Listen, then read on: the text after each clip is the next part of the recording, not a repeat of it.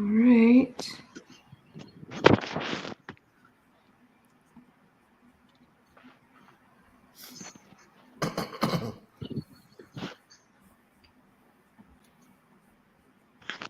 My naivete was believing in the law. When push comes to shove, laws are just pieces of paper, and they can be reinterpreted for political expediency. They are the rules made by the ruling class, more broadly, and if those rules don't suit what it wants to do, it reinterprets them, or hopefully changes them. Ultimately, if it got into the Supreme Court of the United States, and I was still alive in that system, I might have won, depending on what the makeup was of the US Supreme Court. In the meantime, the deterrent effect that it seeks, the retributive actions that it seeks, have had their effect. Lawfare is the use of the law to achieve ends that would normally be achieved in some other form of conflict. We're not talking about simply litigating to protect your rights, but rather picking laws to get your man or to get the organization you want to get, not justice seeking its resolution in law. I'm not sure precisely what can be done about it. There is a anti-SLAPP movement in Europe, which I commend. SLAPP is strategic lawsuits against public participation. There is good legislation in California to deal with SLAPP suits and to reverse liabilities at an early stage and to make abusive lawsuits more expensive to conduct.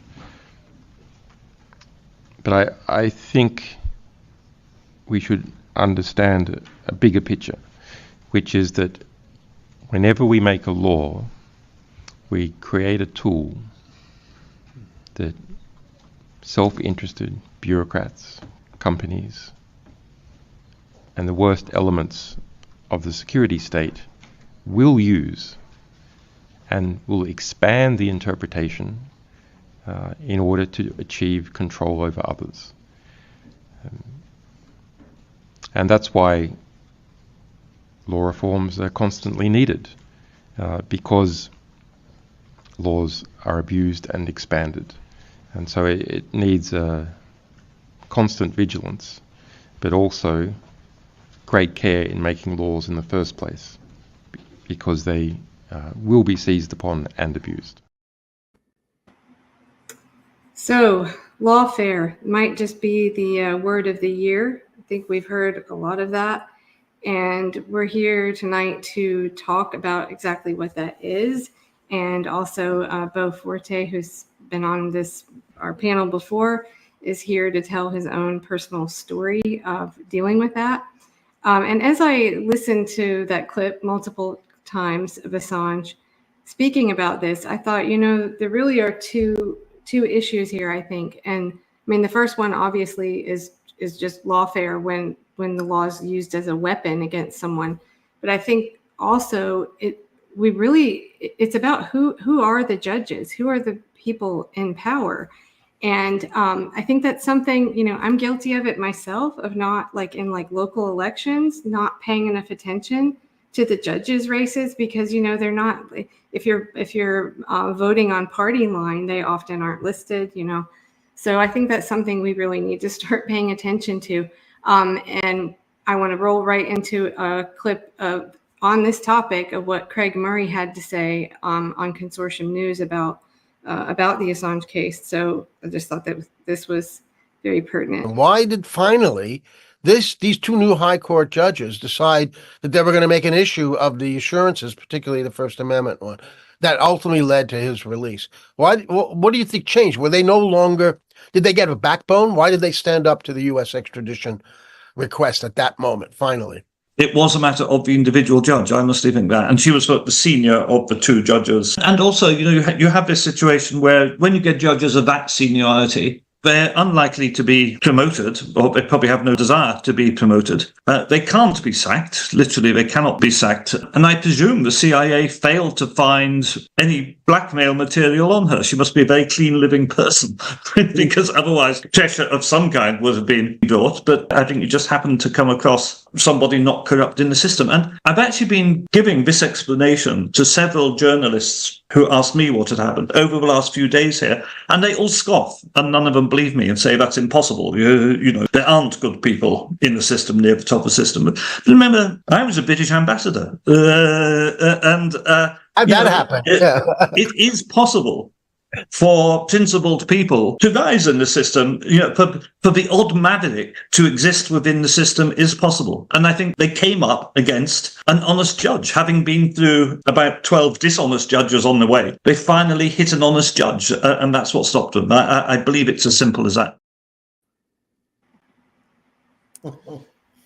Okay, so we will go around and everybody introduce. Yes, Mike, you and Beau have already met. I think Joyce is here. Maybe she's not on camera.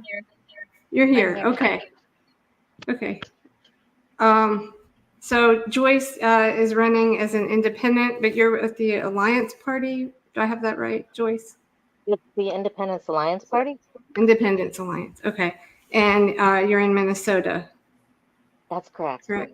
Okay. And Beau, you just go around and. Sure. Beau Forte. I am a Green Party candidate for New Jersey's 5th Congressional District. It's the district in the northernmost part of the state. We kind of cozy up to both Pennsylvania and New York City. And Mike? Hi, Mike Coles. I'm up here in North Texas and the Panhandle area. I was a candidate, but I think there's a little lawfare involved from the state of Texas that makes me not a candidate this time around. So hopefully we get a little bit of my story in there as well. Yes, absolutely. Joyce, do you want to say anything more now? Oh, yeah, just thanks so much. I have run a foundation. It's the June Lenny Lacey Foundation, and so we deliver meals. So I just got done delivering meals, so I got in the door, and so I'm here. Great. I just am in the door. Well, great. Thank you for joining us. I think we may have Chibu Assange joining like midway. So the more the merrier.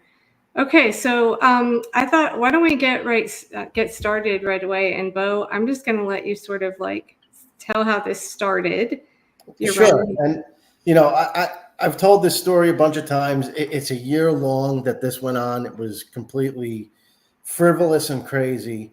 And if I start getting boring, just cut me off. And I understand, but that's how lawsuits are. Yeah, it is. It's crazy. But Josh Gottheimer is a very powerful congressman. He's one of the biggest fundraisers in Congress. He is my congressman. He's a Democrat, but he's a very right-wing Democrat. He's in a purple district. We are one of the wealthiest districts in the country. And, he replaced back in 2016 a very right-wing Republican named Scott Garrett. So a lot of Democrats were happy just to be rid of this guy, Scott Garrett, in 2016. It didn't take long to find out that Josh was very right-wing. I met him in 2018, I think it was, with my wife. He does these Cup of Joe with Josh that he calls town halls. They're not town halls. What it is he does them at like 1:30 at some diner in the district. It's when everybody's working. You don't really get to ask a lot of questions. So I went to one of these. I asked him something about Israel.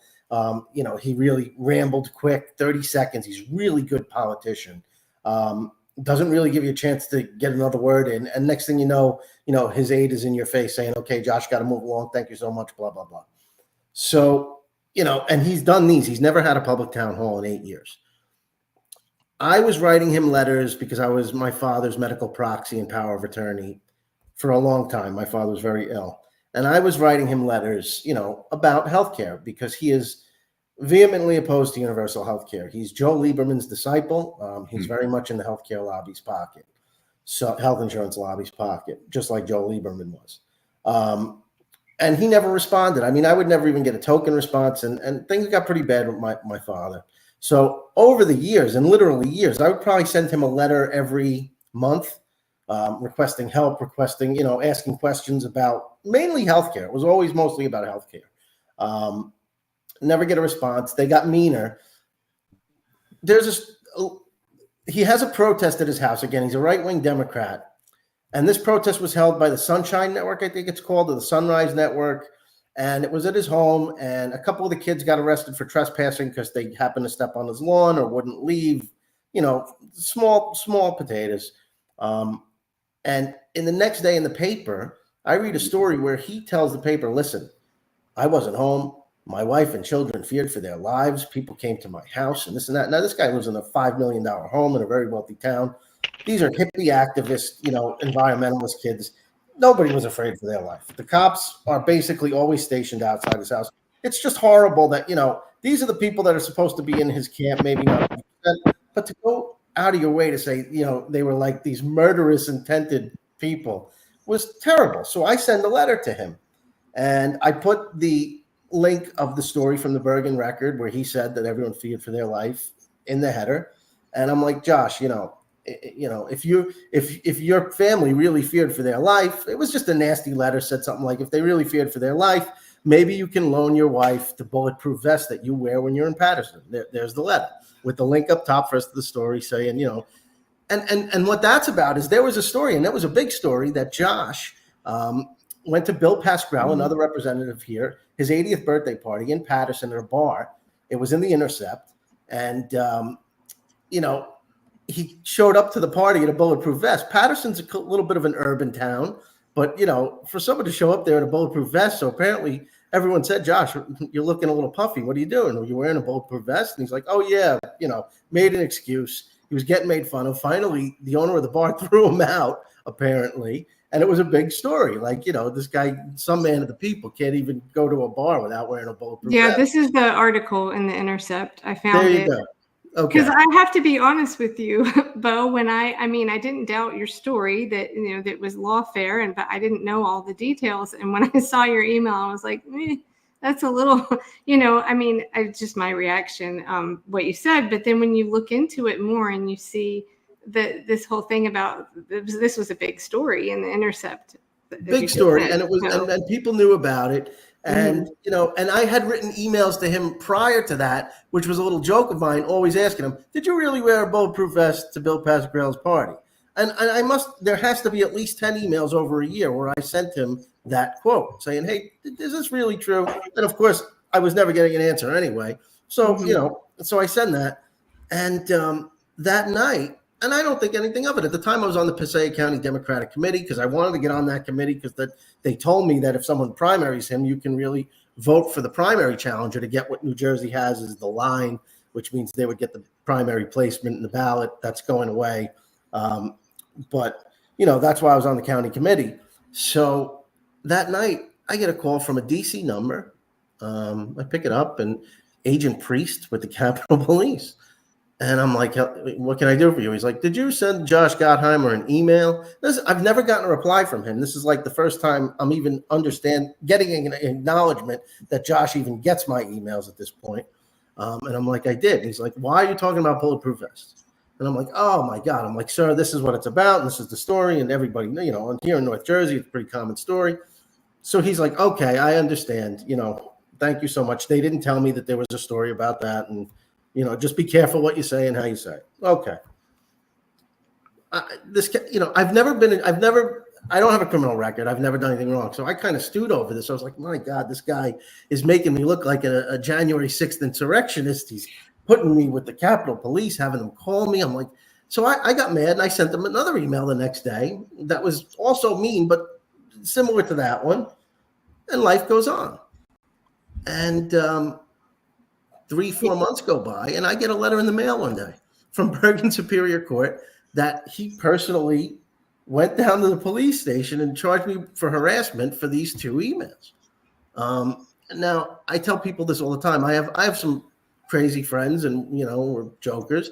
I swore that one of them sent this to me because, it wasn't certified. It was, nothing.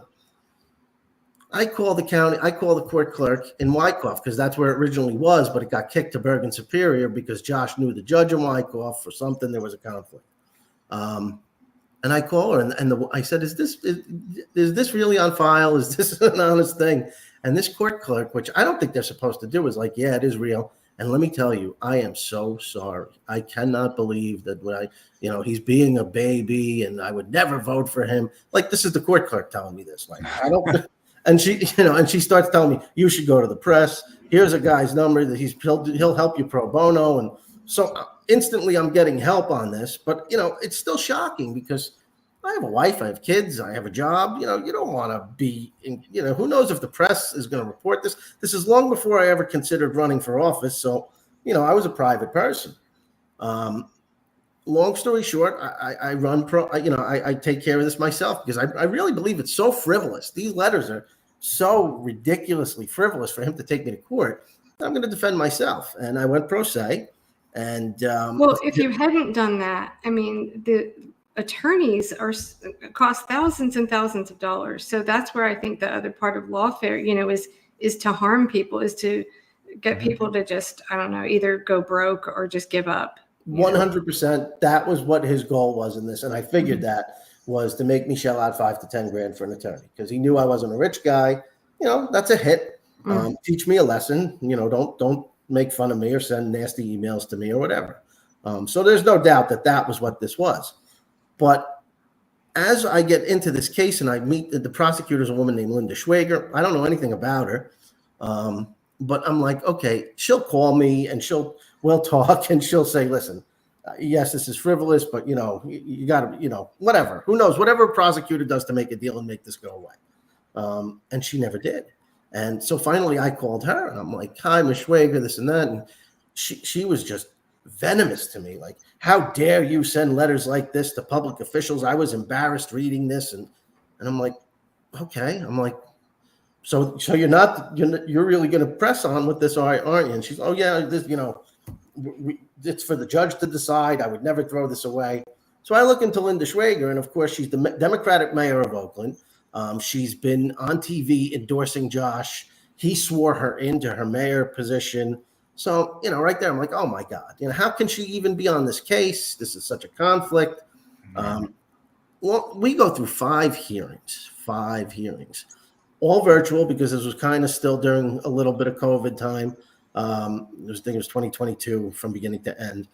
And through these 5 hearings, I mean, the judge, I think, was actually pretty fair, but I think he was in a tough spot because you have very powerful politicians that don't want to have egg on their face, even though this is ridiculous. And now I'm not kind of playing along with their plan.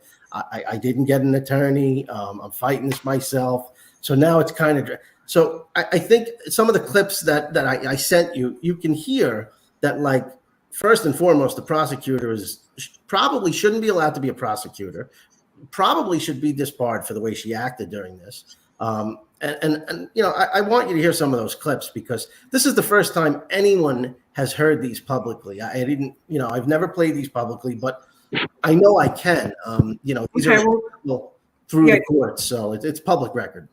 Okay. All right. Well, give me a second and I'll pull that up. I did make a clip of you. I could go ahead and play that now from the town meeting. Okay, sure. That was after this case was dismissed. Right. And I knew Linda was going for re-election. And I was like, you know what? It was on a whim. I found out there was an Oakland town meeting that night. This was again before I was ever considering running for office. I was dressed terribly to go to a meeting like this. But again, I was just on my way from my father's rehab center where I was checking in on him to home. And I knew Oakland was on the way. And so I stopped in. They were having a public meeting that night. And I confronted her. And you saw it, if you see it on YouTube, you see how she treated me there. It was. And Beau, she was both the town mayor and the prosecutor? Yes. Okay. That sounds like a conflict. Oh, that's North Jersey, baby. But I'm from that sounds like New Jersey as well, though. Yeah. So actually, Beau, part of it was honestly just a lot. We only got these clips. Well, of course, I know. So I just, that was the problem is I just wasn't really sure what sections. Like I listened to the parts that you gave me, but like there's one, I think it's July 14th, where she's talking. Does she starts accusing you of anti-Semitism? I guess that was the gist of this one. Yeah, where there was nothing. If you saw the first email and the second email basically followed suit, Mm-hmm. there's no mention of religion, No. nothing like that. So obviously, somewhere on my social media at the time, or who knows where, she got hip to the fact that I was not I was pretty pro-Palestinian in my view, pretty left wing. And, for her to bring this up in a case where this doesn't even exist, I mean, there's nothing. It was very scary to me because it's like, wow, it's one thing to harass me a little and make me go through this. But then if you're going to start and representing the state, labeling me an anti-Semite, and I say that as the case goes on, I said to the judge, obviously, if I was a lawyer, I would have probably objected earlier and she wouldn't have been able to ramble like that. But I think the fact that she got to ramble like that was very telling. Well, here I can play this part. Unfortunately, we don't have like an image to go with it. So hopefully, no, I just had audio. No, I could have. If I had time, I would have added something. But anyway, I think we'll be able to hear. This is the one where she's speaking on July 14th. Mm-hmm. So I think this is the right part. The timestamp you gave me. It's like 4 minutes, right? First of all, he stated that he's an active member of the state county committee, which I found out was no longer true, knowing, I also do some research. But, Your Honor, he's very calm today because he's reading. He's sitting in his home, he's reading, he had time to write this out. But when he called my office, that tone was very frightful. I had a secretary who said she didn't want to talk to him anymore. And I certainly didn't want to talk to him because it was very loud, very boisterous, and it was frightening. So I would not subject myself to that. As far as lying, I don't lie. And the reason why I could not send him anything, because I cannot send something I do not have. I have made many calls to Beau, do you want to explain that part right there? Because it's kind of, we're just listening. And Yeah. So I was going to jump in. First and foremost, I will say this. The person I got along with best through this whole thing was her secretary. So, her secretary would have never testified to what she just said. If anything, when I would call Ms. Schwager, I was the one that was getting screamed at. Obviously, I'm not savvy enough to think to record my calls with her because she only took a couple. And as we moved on, she refused to take my calls. I could only speak to the secretary, who I think we got along pretty good. And then what was the second part? She was talking about what she sent me. Yeah, because I was reading in your motion to dismiss, and just trying to cram all this. There's so much. Was that you didn't receive some stuff that you were supposed to receive from them, right? So this is where she lied to me too and played a little game. When I asked the judge for time to write a motion to dismiss, he gave me 30 days. And right before that hearing ended, she jumped in and said, "Oh, by the way, I have more evidence on top of what he has in the discovery. There's a phone call that came in last week that I want to put in. I'm going to talk to a witness." And he said, "Okay." The judge said, "Okay, get that to Mr. Forte ASAP so he can write his motion." And she said, "I will." The next day I sent her an email saying, "Did you get that information?" She didn't reply. A week after that, I sent another one saying, "Did you get that information? I'm running out of time. It's cutting into my time." She didn't reply. Then 3 weeks after that, I write to her and I say, "Prosecutor Schwager, please, I need this, to write my motion. Now I only have 9 days." And she wrote back the nastiest, shortest email. She said, "You have everything I sent you. There is no more. If I had more, I would have sent it to you." And it was like, you could tell she did that intentionally to really cut into my time to write this motion. Because I'm not an attorney. I got to figure out the format. Exactly. That's what I was going to say. They know if someone is pro se, and I've dealt with this myself, that, just do last minute tricks of anything to delay or stall or cause you to have to go past the bar before you can represent. Well, I felt like that's what they do. Just say on the Veterans Administration side, if you're a veteran who files a claim for disability by themselves, not through a veterans organization, your claim goes into a different pile than it would if it was filed by a veterans organization. I mean, so you see it all over and over and over again across the government, across institutions. This, yeah, and it's, yeah, but go on. I heard you say that on Scott Horton's an interview you were doing with him. It's so unfair, but I think we have to fight back on this. I mean, the lawyers, I mean, my experience is the amount of time that I spend explaining everything, I might as well have just done it myself. It's those like the tricks of loopholes and things that you don't know and all the jargon that's confusing, you know, so yeah, I'm sure. Yeah. Well, anyway, continue. You want me to play more of that? Yeah. So that's what she's talking about when she says, I give him everything. Yeah. You know, she's trying to kind of dance around the fact that she cost me 21 days out of 30 to write my motions. Okay, here we go. Congressman Gottheimer's office, where his secretaries and his staff also were frightened by his loud, threatening voice. He's very talkative. Well, you're scary. But you don't hear him when he calls. And I had first-hand knowledge of that when he called my office. So when his staff told me they were frightened by him, I said, send me something. Send me something. No one has sent me anything.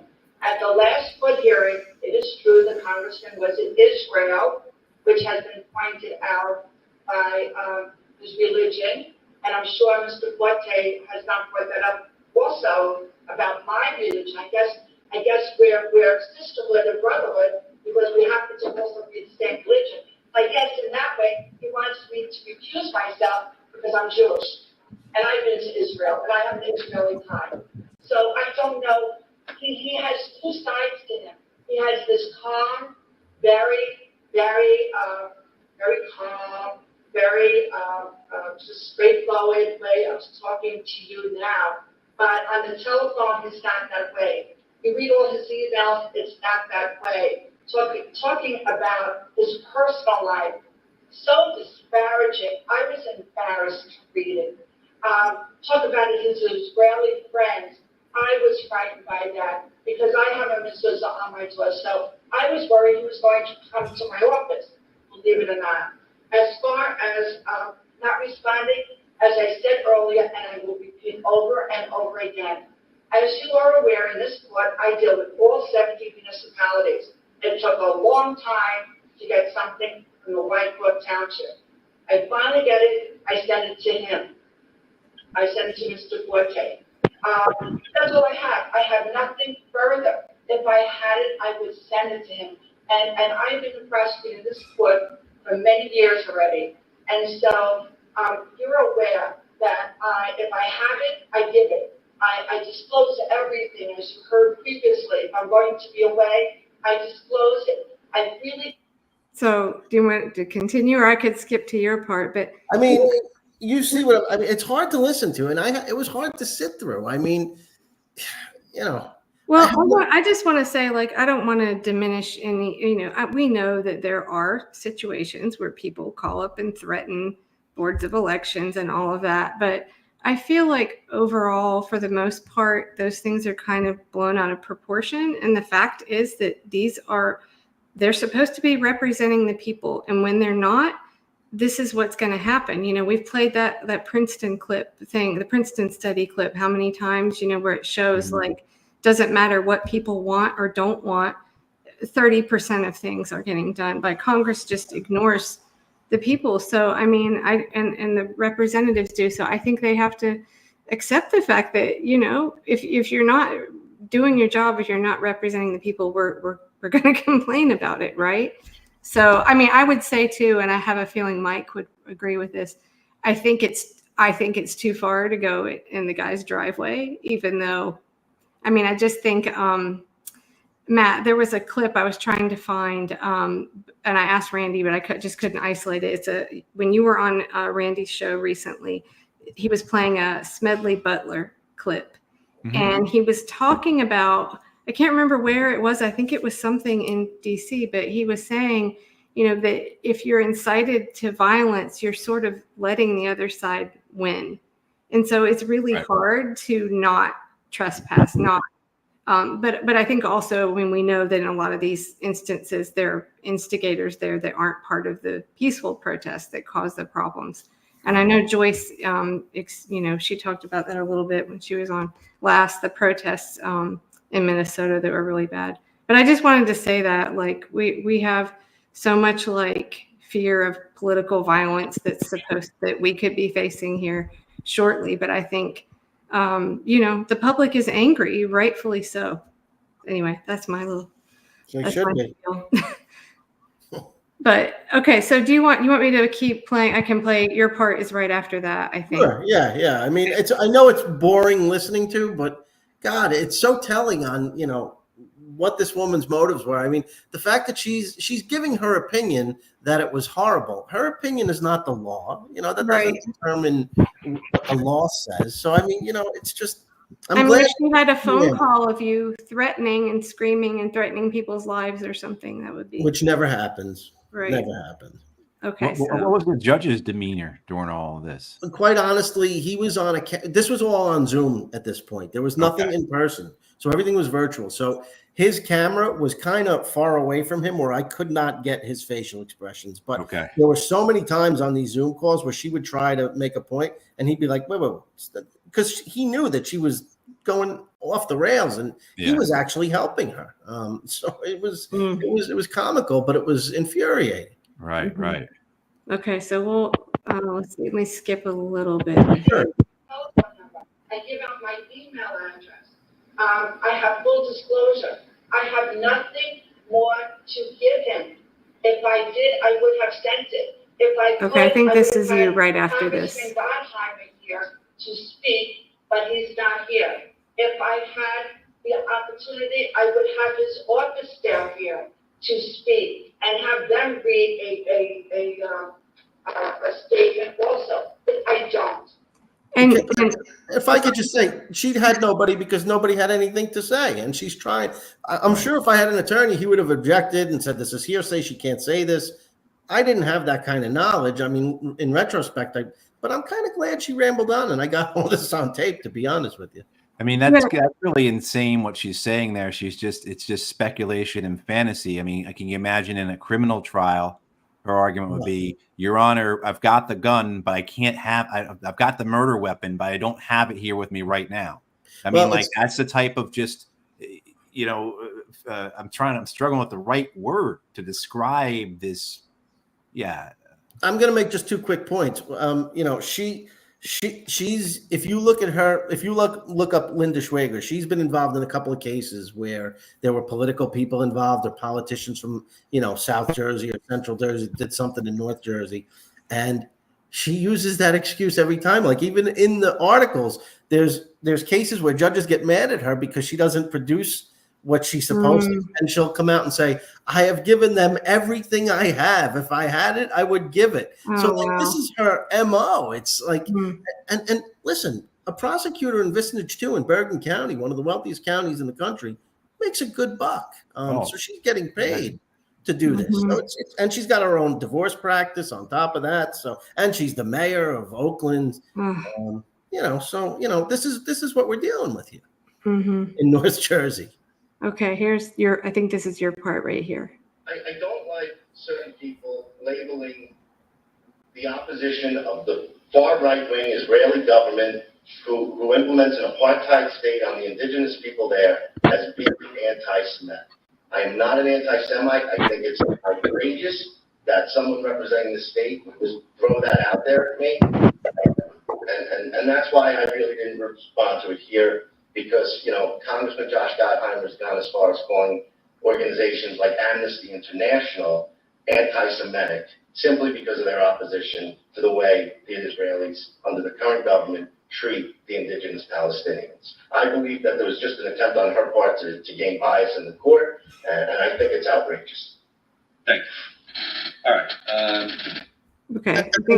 And then honestly, what I should have said too is, why are we even talking about Israel in this case? Right. That's what I wondered. What in the world? Where did that come from? But anyway, wow. Let's see. So I was going to share another article. Speaking of Gottheimer, Yeah, I saw that he was going after calling them anti-Semitic student protesters, but it was actually high school students. Yes, in Teaneck. And you know what? I think that's going to really backfire on him. It's one thing, to go after an adult, even though I'm a working person, I'm not really political. Sure, I sent them a nasty email. In my opinion, if you're a congressman making 175 grand a year, part of your job is to, and please excuse me for using a little language here, but part of the job is to eat shit from the public a little bit. If they're not threatening, if they're just telling you, hey, you're a jerk and you're this and you're that, that's part of the job. So, obviously I got under his skin. Oh, well. But that's one thing I never really dug into too, is how many people in the 8 years he's been in Congress has he done this to? Am I lucky enough to be the only one? I just don't know. But I do know that doing this to someone out, who really may not have the savvy or the law knowledge or the, just the common sense to know that what you did really wasn't wrong. It might cost them a lot of money, might really hurt someone, and that's not right. So essentially, it was. Sorry if I didn't get all of this down to a T, but so it was dismissed. Eventually, it was dismissed. My case, yeah. So we had an in-person trial a week before the trial because Linda had made a fool of herself. Prosecutor Schwager. I just get the news out of nowhere that she took herself off the case. She fought to stay on. One of my motions was to have her thrown off. The judge, in all fairness, said, listen, I looked at every statute I can. I do not see a statute where the prosecutor cannot be a political affiliate or ally or whatever, same party as the person that's pressing charges. He said, if I could find that anywhere, I would have loved to, but I didn't, so I can't remove her.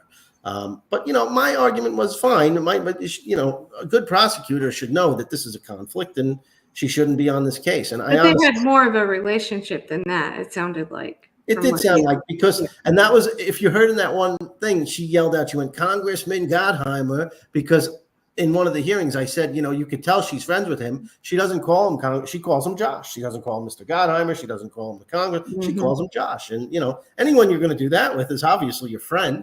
Right. It's not just your professional associate or colleague. But again, I just want to make one more point. 2 documents that I sent you was the day of that trial, that when I showed up, and it was a new prosecutor who was a really good guy. I don't want to name him, but he was really good, fair guy who knew he just got put in the middle of a shit show, if you will. And I said to him too, I said, can you just dismiss this? He goes, listen, I can't just dismiss this because it would make my colleague look terrible. He goes, but bring your motion to dismiss to this in-person trial.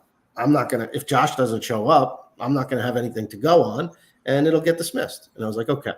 So, so I get there and right away he walks up to me with a funny face on because I think he can't believe Josh wrote a letter. So Josh writes a personal letter to the judge saying, hey, I can't make it today, but I really want to. Now, he hadn't showed up to 5 hearings prior to this.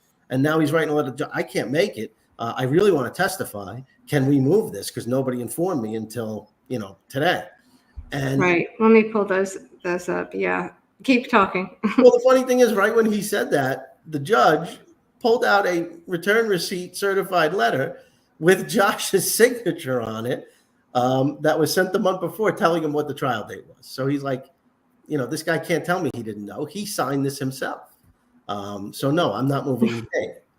And but again, this was another attempt to, he knows I took the day off work. I got all dressed up and, I'm nervous. I'm going for criminal record that I'm trying to defend myself from.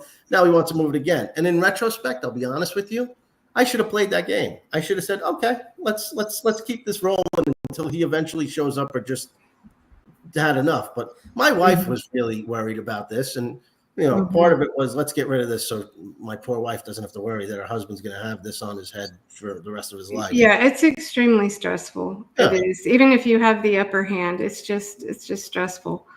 So sorry, this isn't probably clear enough for you to read, but I thought, so there was a part where he said, also it was on the same email that you sent me where he said he couldn't come because he had something else pressing to do. Yeah, he had something else to do. And so, I take this and I go home that day and just, because he's my representative, I go to his social media, his Facebook page, and he's so either arrogant or out of touch or stupid that he puts on that day that he was at a place called Mindy's Munchies campaigning in Rivervale. This store is literally 15 minutes from the courthouse. So if he was just in Rivervale all day campaigning, he could have easily showed up in Hackensack to defend his Is he prosecution. wearing the bulletproof vest here? He might be. I don't know. He's always in a I think anytime he's wearing a jacket, he's probably, although Rivervale is a pretty affluent town compared to Patterson, so maybe not. Well, I don't know. Again, I don't condone violence, but I just think our elected officials, they can't expect to keep getting away with this. You know, I feel like for 30, 40 years, the general public kind of took their hands off the wheel, and on all this corruption just sort of, it's just so deeply rooted now. It's going to take a long time to get rid of it, but I applaud what you did. You know, doing that on your own without an attorney is really stressful, but you didn't spend as much, so that's good.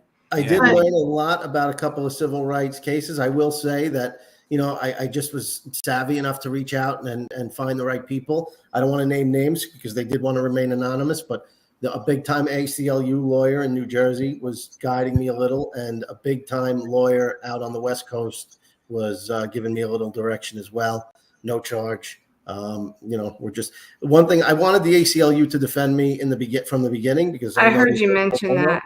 But they did tell me that, and they were nice about it. They were like, listen, we usually almost never get involved in any cases prior to the appellate level. So if this is still the first stage, you need to be found guilty before we'll jump in and appeal it for you. Yeah. Which makes sense. So the case was dismissed. You were not found not guilty. The case was just discontinued. They accepted my motion to dismiss with prejudice prior to any trial at all. So the day of the trial, I showed up. I forwarded my motion to dismiss. He denied Josh's delay, and the prosecutor said, I have no further evidence. And he said, based on that, I'm dismissing this with prejudice. Yeah. All right. And with prejudice means they can't come back and do something again. It's basically not guilty without it. It's better, and I think, Right. because they didn't even need a trial to do it. Yeah. But I mean, 5 hearings, a trial. I got to imagine that this cost Bergen County tens of thousands of dollars, Right. if not over $100,000. Right. Well- Oh, easily. But the idea was that, you know, it was to achieve a political aim, right? It was to achieve a political end, as Julian Assange is saying, but also too, Gottheimer is a man of power. Yeah. And, you know, I'm just reading William Fulbright's The Arrogance of Power, which is a spectacular book. But, you know, he comes over and over again. He says how power mistakes itself for virtue, right? So I am quite sure that both the congressman, the prosecutor here, they all thought themselves as very virtuous. But, you know, we have a thing here in my town in Wake Forest, and I want to get Mike and Joyce in here. But you see this happening on all levels. So we have a here in Wake Forest, North Carolina, we have a paper called the Wake Forest Gazette, run by a nice older lady, and she published a story about how there was this corruption going on in the Chamber of Commerce, and how the previous president of the Chamber of Commerce had embezzled tens of thousands of dollars, and she'd also previously embezzled money when she was at the YMCA, and everything was covered up with NDAs and everything else. And she publishes the story. It becomes like a big deal in our town, and then the person who embezzled the money, she hires a lawyer and she threatens to sue Carol, Carol Pelosi, the editor of the Wake Forest Gazette. Carol's in her 80s, and it's just her and her husband, and this is what she does. She doesn't have the money to go against this person who has tons of money, right? So she has to take the story down from the website without admitting it was wrong, you know, and on and on and on. I mean, so you see this happening, this type of lawfare, this ability, because courts are so time, as you know, how long did this take from start to finish? So I first was informed about it in January. First hearing was in February, and it was dismissed with prejudice in August. Okay, and I think that's probably pretty good, right? In the sense that 8 months, right? You're probably pretty quick, you know, and then you did it, you know, so, but yeah, no, and I want to get Mike and Joyce in here, because I know you guys have both had your experiences as well. Yeah, either one of you jump in. I was hoping that William Henry might show up, because he's got this, his organization, I think they're kind of trying to deal with this kind of stuff. But please, Mike, do you want to, or Joyce, whoever wants to go? If you're ready, Joyce, go ahead. Oh, no, you go first. All right, I'll go first then. There's a filing fee to run for office in Texas. It was introduced during the 2020 election. Prior to that, it was $0 to run for office. You just had to file your paperwork, and the paperwork for office had to be filed 1 year before the election. So that's kind of exclusionary there. So during 2020, they introduced the law from the Texas legislature. Libertarian Party litigated, and it was not enforced for the 2020 election. So they changed the law. They wrote a new law. We re-litigated it. It was not enforced for the 2022 election, and the litigation continued. So November 2023, I filed my paperwork a full year in advance. And August of this year, 2 months before an election, they are going to enforce the law where you have to pay the filing fee. And when I did the paperwork, I didn't pay the filing fee because I'm a one-man show and I don't have $3,125 just to file to run for office. So it's not as dramatic as Beau's story, but same thing. It took, went over a 4 to 6 year period, and it's really a barrier to entry. Yeah. The big party money machines can pay that. Libertarians, Greens, Constitutionalists, we don't have that kind of funding. So it's basically telling us don't bother running. Right. Yeah. It may not be as dramatic, but it's certainly just as infuriating. I mean, that's, it's ensuring that money gets on the ballot.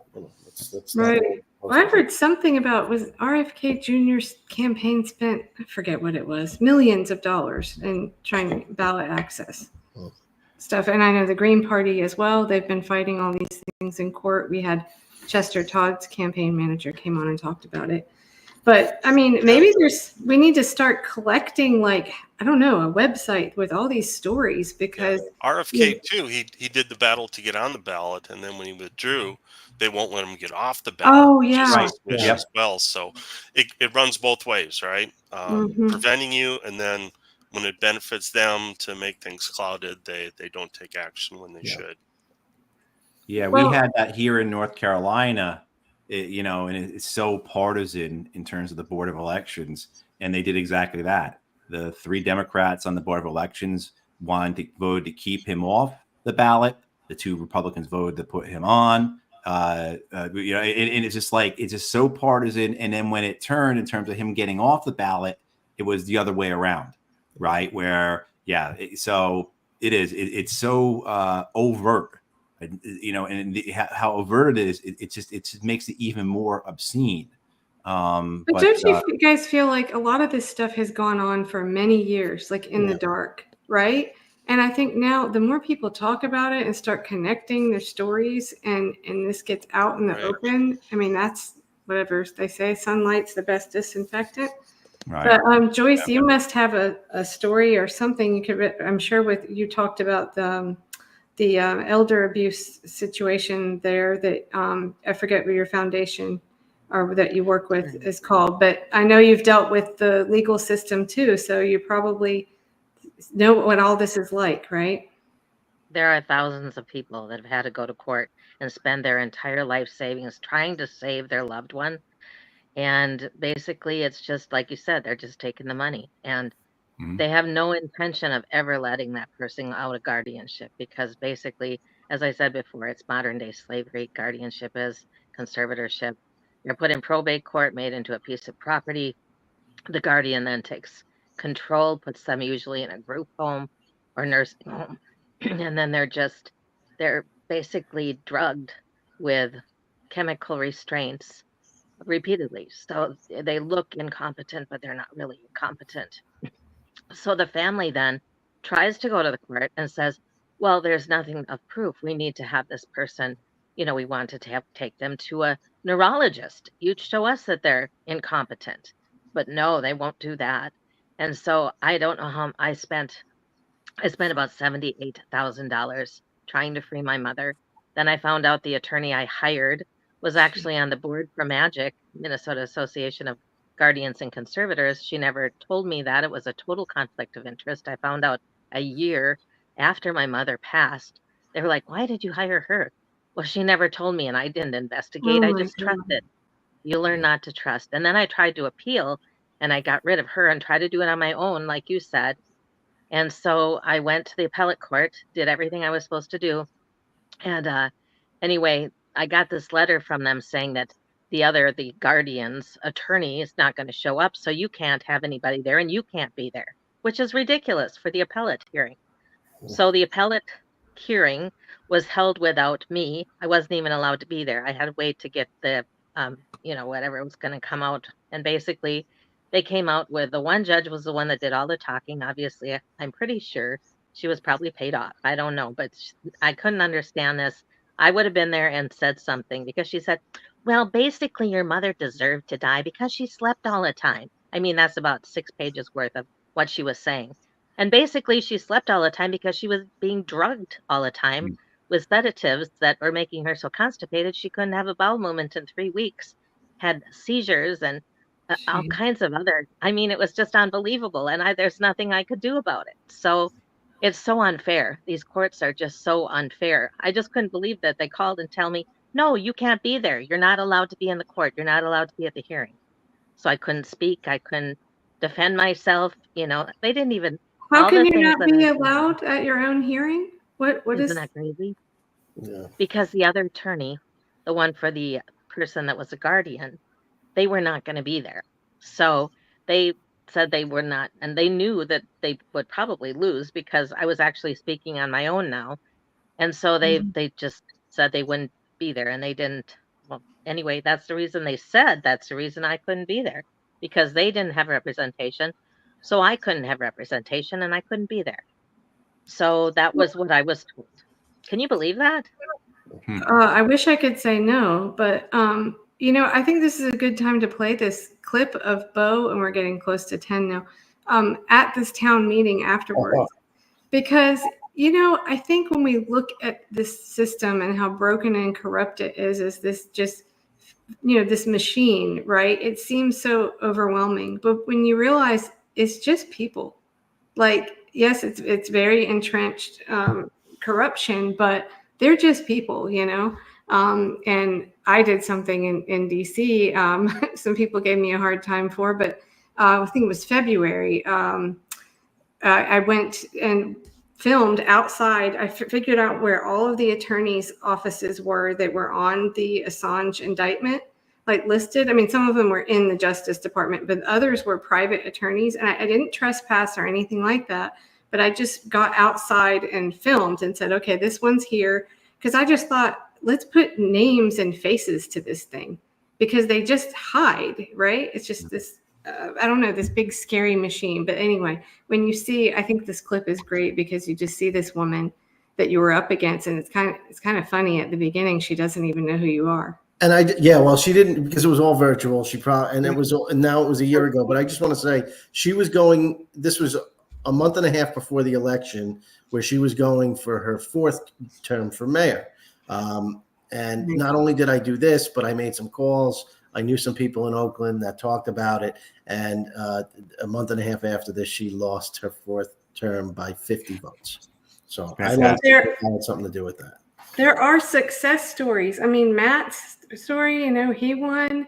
I have a friend here that runs Transparent Elections, North Carolina.us, I think it is. I mean, what she did made the Wake County Board of Elections director resign early. Mm-hmm. He was very corrupt and headed for the state board of elections. Right. And she fought him, and it took a lot of time and a lot of money, but she fought him and won. So, I mean, maybe we just have to sort of advertise these success stories more and keep talking about it. Okay, but I'm going to play this now. It's great. Sorry. Here I am talking about smoking. No, I know you don't want me to talk. That's okay. No. Beau Forte? The motion to reopen? Did we close it? We did. Oh, sorry. That's okay. Beau Forte. I'm from 75 Lindy's Drive in West Milford, formerly of 75 Lindy's Drive. moving to 1084 Macapin in West Milford. You know, I just wanted to come up here so everybody knows what happened to me. In 2021, I sent a pretty mean, somewhat juvenile email to Congressman Josh Gatto. Wasn't criminal. I've never been charged with a crime in my life. I have no criminal record. When I got a letter in the mail saying that he personally pressed charges on me for this letter, I was shocked. I thought, I have some crazy friends. They might have played a joke on me. I didn't believe it. I called the court clerk. She literally apologized to me that this happened. Said to me, Josh, baby. Gave me advice on how to play this out, yada, yada. So I find out who the prosecutor is, Ms. Schwager. I call her, I'm like, is this for real? It's my job. And she says to me, she goes, oh yeah. I'm like, It was a quick case. are you gonna dismiss this immediately? What's the crime? Like, yeah, it's juvenile, it's a little mean, but Excuse me, just a minute. This was a court case, and if you remember, I recused myself, and I another was gonna say prosecutor that. took over. She accused herself a week before it went to trial, and the prosecutor said to me, there's nothing here. I can't dismiss it, but they'll dismiss it if Josh doesn't show up, which he didn't, and because there's nothing here in the discovery. But during the case of this trial, she slandered me. She lied to me. I have proof of it in emails. I tried to file an ethics complaint against her. Excuse me, this was, now you're going after me on my profession. I'm telling the Excuse truth. me, I did my job. You No, she already didn't. filed the ethics. She did not. Excuse me. She did not. I'm I'm not a asking bad you. guy. This is I am why. sorry. I It can't- had to do with Bergen County Court.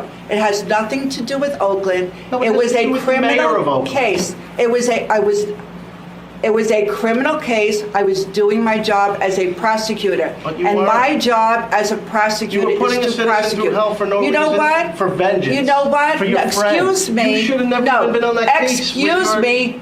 with your Out. relationship with her. I ask you to please sit down. It was my job as a Can I speak? prosecutor.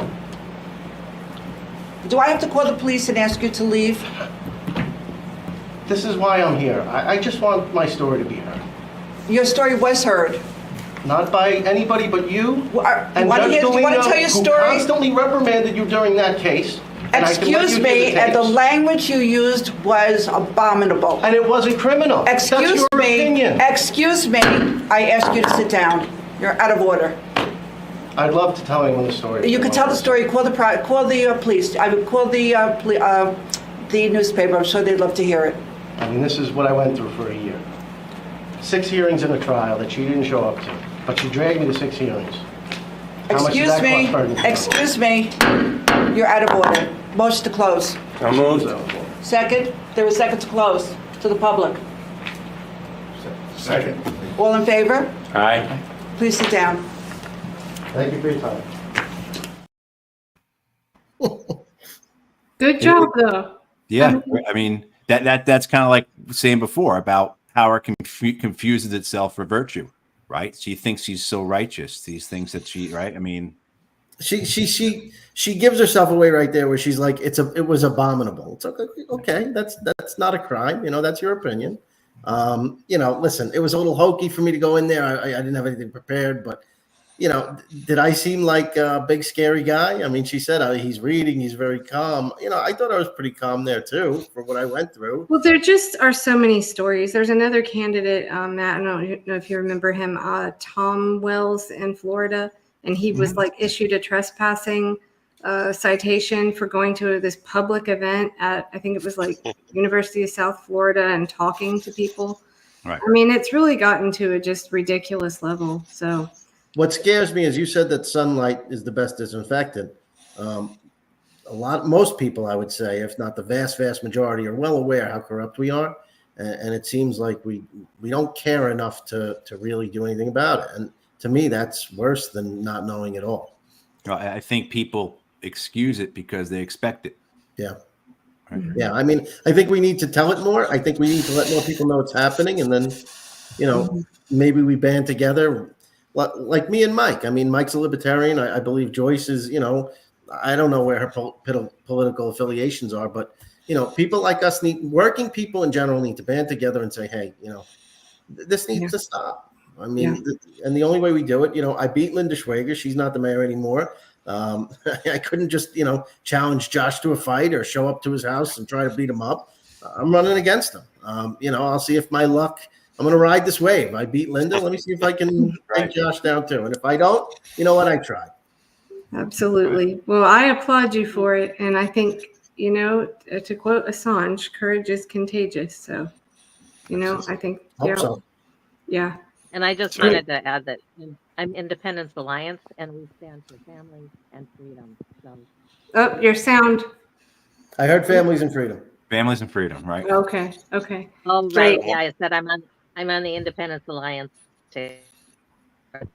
Well, it's really nice to see you again, Joyce. It's one of the only times we had two candidates, not at the same time, but for running for the same office. So Rebecca Whiting was on as well. She's great. So we have coming up, I'm not sure if it's going to be, I think it's going to be 2 weeks from now, is John Rachel is joining us to talk about his book, War is Making Us Poor, with which Matt wrote the foreword to, right? And he's also an activist I've known for years. So he'll be on. I think we're not really sure right now what the other rest of the schedule is before the election, but we're working on it. So that one. Kelly is working on it very hard. I'm just, going to ride it. But the one thing I did want to point out is it got brought up before about there should be a place where all these ballot access stories are collected. And there actually is. It's called Ballot Access News.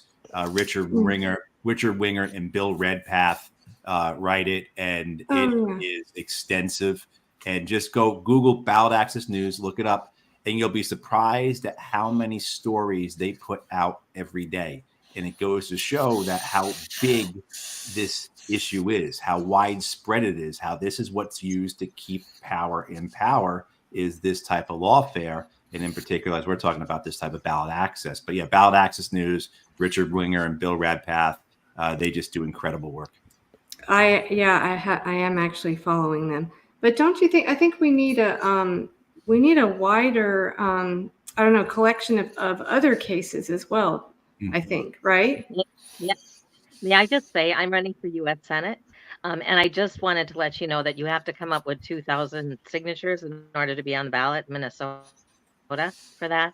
And so we got 2,300. But another gal that was running for commissioner, she needed 500, and she came up with over 500. She went in, same with me, and she didn't sign something. So they basically wouldn't let her run because something wasn't signed, but they should have told her to sign that. Yeah. And so I felt so bad for her because basically she worked really hard to come up with those. And she was all set. She had cards printed up, everything, ready to go. Mm-hmm. And then she was basically booted. And so she has to wait another 2 years now to run. So anyway, it's very unfair, especially if you're on the independent side, because you have to come up with the signatures. Right. And, well, you start to see, though, it's the same.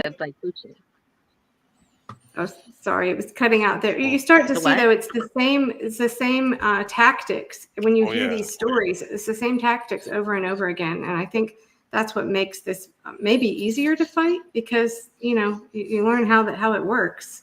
So everyone just needs to band together and fight back. So, I've always heard one man with courage is dangerous. Don't give up. Mm-hmm. True. Right. Cool. Well, thank you guys for coming, and Beau, thank you so much for telling the story and fighting it. And I'm just glad you won, and I'm sure your wife is very happy. If I would have kept that rolling along to call his bluff, she wouldn't have been too happy. But Kelly and Matthew, thank you guys so much for all you do beyond just this. And I was happy to give you this real exclusive, because even though I've told the story to many people, nobody's really seen a lot of the documents, and nobody's heard the court recording. So thank you for making that public. Absolutely. Okay, well, I guess we'll see you guys. Anybody that would like to come back. I would like to also do a broadcast maybe on the whole political violence topic that everyone seems to be talking about now, but we'll see. So war is making us poor. We might have a bigger debate or bigger panel that's not confirmed yet, so I won't advertise it, but I'm working on it. So, okay. Thank you, guys. Thank you. All right, thanks, guys. Okay, Thank you.